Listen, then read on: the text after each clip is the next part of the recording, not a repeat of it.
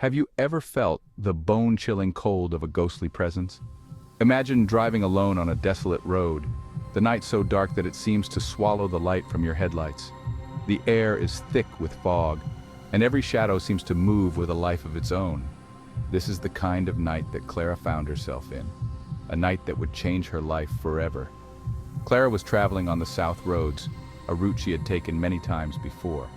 She was a skeptic, someone who never believed in ghost stories or the supernatural. To her, these tales were just figments of overactive imaginations, stories told to scare children and entertain adults. But that night, everything she thought she knew was about to be challenged. As she drove, Clara couldn't help but think about the stories she had heard about the South Roads. Tales of ghostly apparitions, mysterious disappearances, and eerie whispers that seemed to come from nowhere. She dismissed these stories with a laugh, shaking her head at the absurdity of it all. Little did she know she was about to become a part of one of those very stories. Suddenly, without warning, her car began to sputter and slow down. The engine made a strange groaning noise before it finally gave out, leaving her stranded in the middle of nowhere. Clara tried to restart the car, but it was no use. The engine was dead, and she was alone on a deserted road with no help in sight.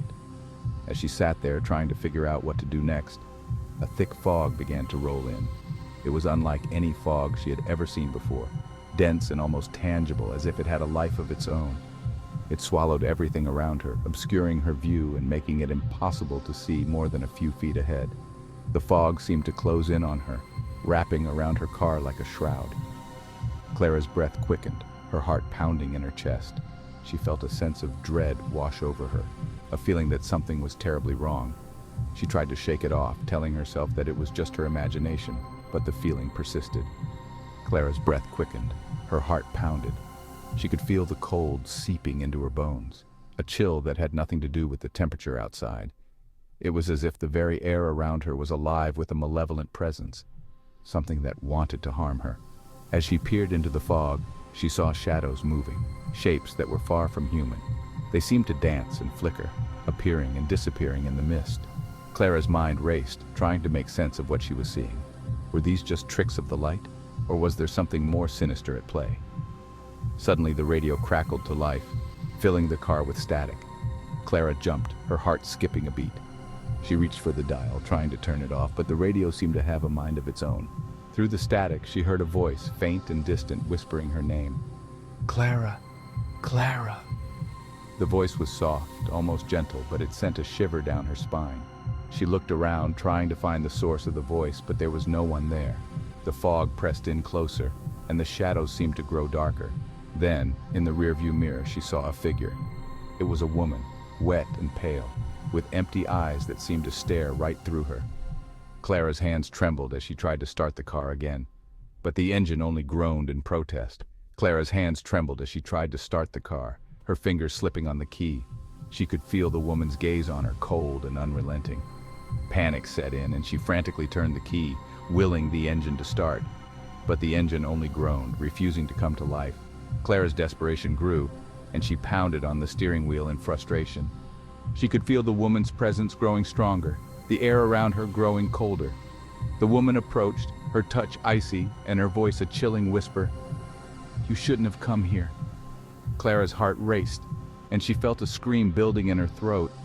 She knew she had to get away, but the car refused to cooperate.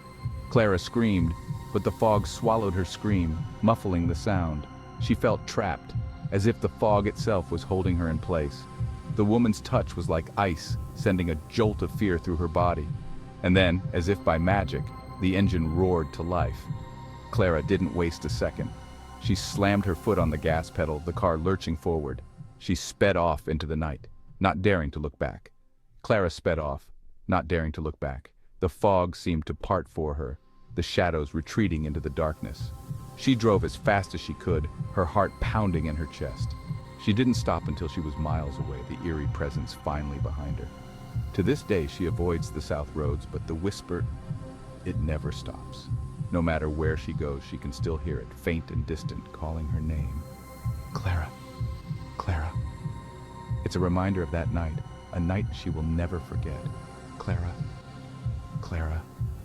The whisper haunts her dreams, a constant reminder of the terror she faced.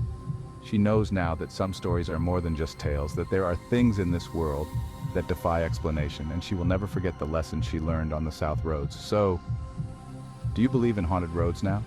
Clara does. And after hearing her story, perhaps you will too. The next time you find yourself driving alone on a dark, foggy night, remember Clara's story. And if you hear a whisper calling your name, don't look back.